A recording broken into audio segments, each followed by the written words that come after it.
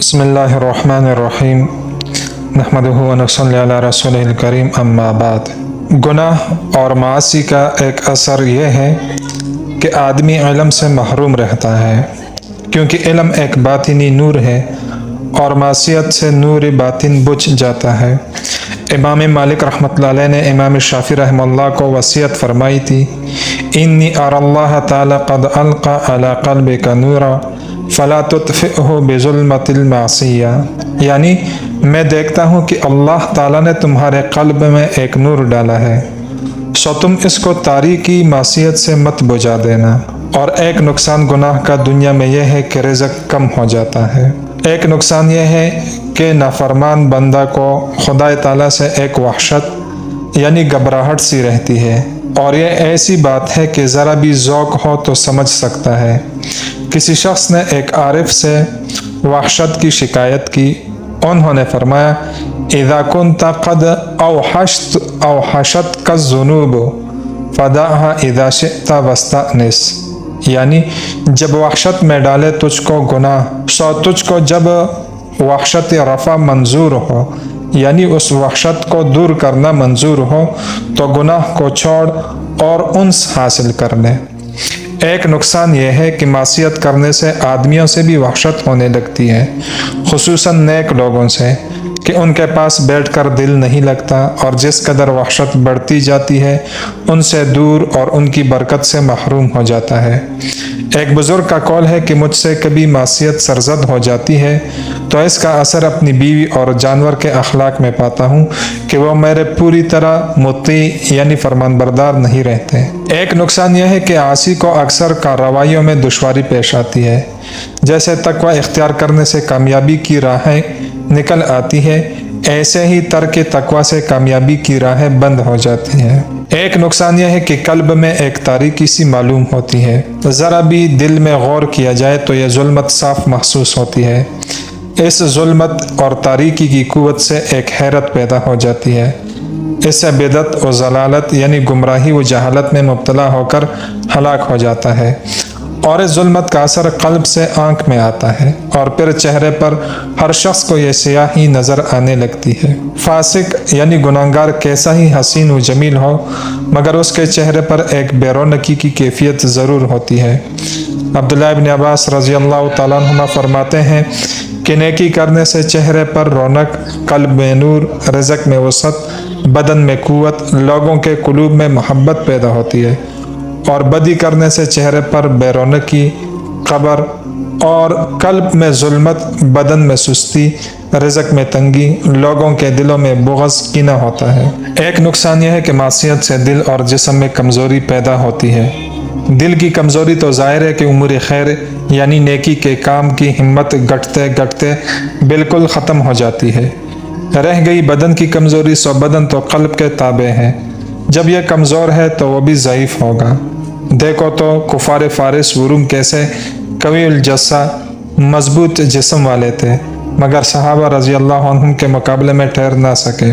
ایک نقصان یہ ہے کہ آدمی طاعات سے محروم ہو جاتا ہے، آج ایک طاعت گئی، کل دوسری چھوٹ گئی، پرسوں تیسری رہ گئی، یوں ہی سلسلہ وار تمام نیک کام بدولت گناہ کے اس کے ہاتھ سے نکل جاتے ہیں، جیسے کسی نے ایک لقمہ لذیذ ایسا کھایا جس سے ایسا مرض پیدا ہو گیا کہ ہزاروں لذیذ کانوں سے محروم کر دیا۔ اور ایک نقصان یہ ہے کہ معصیت سے عمر گھٹتی ہے اور اس کی برکت ٹلتی ہے، کیونکہ نیکی سے عمر بڑھ جانا حدیث صحیح سے ثابت ہے، تو گناہ سے گھٹنا اسی سے سمجھ لیجئے۔ اور یہ شبہ نہایت ضعیف ہے کہ عمر تو مقدر ہے، وہ کیسے گھٹ بڑھ سکتی ہے، کیونکہ عمر کی کیا تخصیص ہے، یہ سب چیزیں مقدر ہی ہیں۔ امیری اور غریبی، صحت و مرض، سب میں یہی شبہ ہو سکتا ہے، مگر پھر بھی ان امور کو اسباب کے ساتھ مربوط سمجھ کر تدبیر کا استعمال کیا جاتا ہے۔ یہی حال عمر کا سمجھ لینا چاہیے۔ ایک نقصان یہ ہے کہ ایک معصیت دوسری معصیت کا سبب ہو جاتی ہے، وہ تیسری کا۔ اسی طرح شدہ یعنی آہستہ آہستہ معاصی کی کثرت ہوتی جاتی ہے، یہاں تک کہ عاصی یعنی گناہگار گناہوں میں گر جاتا ہے۔ دوسرا یہ کہ کرتے کرتے اس کی عادت ہو جاتی ہے کہ چھوڑنا دشوار ہوتا ہے، پھر اس کو اسی ضرورت سے کرتا ہے کہ نہ کرنے سے تکلیف ہوتی ہے، اور پھر اس کم بخت میں لطف و لذت بھی نہیں رہتی۔ ایک نقصان یہ ہے کہ گناہ کرنے سے ارادہ توبہ کا کمزور ہوتا جاتا ہے، یہاں تک کہ بالکل توبے کی توفیق نہیں ہوتی، اسی حالت میں موت آ جاتی ہے۔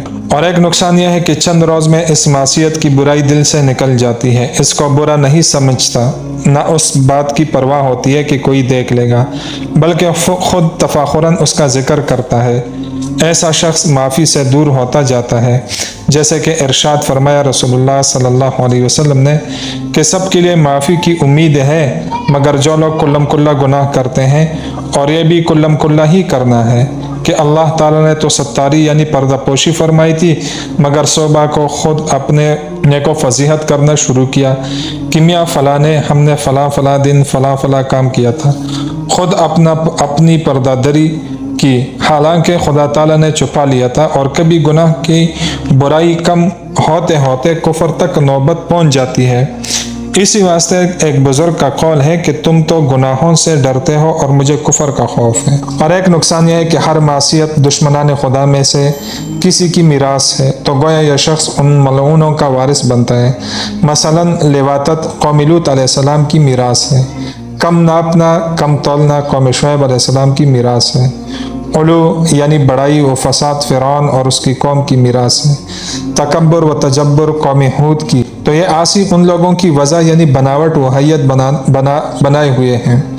مسند احمد میں حضرت عبداللہ ابن عمر رضی اللہ تعالیٰ عنہ سے روایت ہے کہ ارشاد فرمایا رسول اللہ صلی اللہ علیہ وسلم نے من تشبہ بقوم فہو منہم، یعنی جو شخص کسی قوم کی وضع بنائے وہ انہی میں شمار ہے۔ اور ایک نقصان یہ ہے کہ گناہ کرنے سے اللہ تعالیٰ کے نزدیک یہ شخص بے قدر و خوار ہوتا جاتا ہے، اور جب خالق کے نزدیک خوار و ذلیل ہو گیا، مخلوق میں بھی اس کی عزت نہیں رہتی۔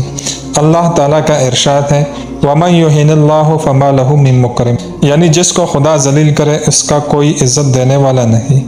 اگرچہ لوگ بخوف اس کے ظلم و شرارت کے اس کی تعظیم کرتے ہوں، مگر کسی کے دل میں عظمت نہیں رہتی۔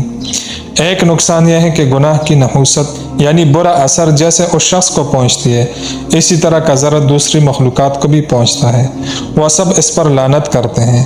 گناہ کی سزا تو الگ ہوگی، یہ لعنت اس پر اضافہ ہے۔ مجاہد رحمۃ اللہ علیہ فرماتے ہیں کہ بہائم نافرمانی کرنے والے آدمیوں پر لعنت کرتے ہیں جبکہ قحط سخت ہوتا ہے اور بارش رک جاتی ہے، اور کہتے ہیں یہ ابن آدم کے گناہ کی نحوست سے ہے۔ اور ایک نقصان یہ ہے کہ گناہ کرنے سے عقل میں فتور و فساد آ جاتا ہے، کیونکہ عقل ایک نورانی چیز ہے، کدورت و معصیت سے اس میں کمی آ جاتی ہے، بلکہ خود گناہ کرنا دلیل کم عقلی کی ہے۔ اگر اس شخص کے عقل کی ٹکانے ہوتی تو ایسی حالت میں کہیں گناہ ہو سکتا ہے کہ یہ شخص خدا کی قدرت میں ہے، ان کے ملک میں رہتا ہے اور وہ دیکھ بھی رہے ہیں، ان کے فرشتے گواہ بھی بن رہے ہیں، قرآن مجید منع کر رہا ہے، ایمان منع کر رہا ہے، موت منع کر رہی ہے، دوزخ منع کر رہی ہے گناہ کرنے سے۔ اس قدر سرور و لذت نصیب نہ ہوگا جس قدر دنیا اور آخرت کے منافع اس سے فوت ہو گئے۔ بھلا کوئی سلیم عقل والا ان باتوں کے ہوتے ہوئے گناہ کر سکتا ہے؟ اس ویڈیو کو شیئر کریں اور مزید ویڈیوز کے لیے ہمارے چینل کو سبسکرائب کریں۔ شکریہ۔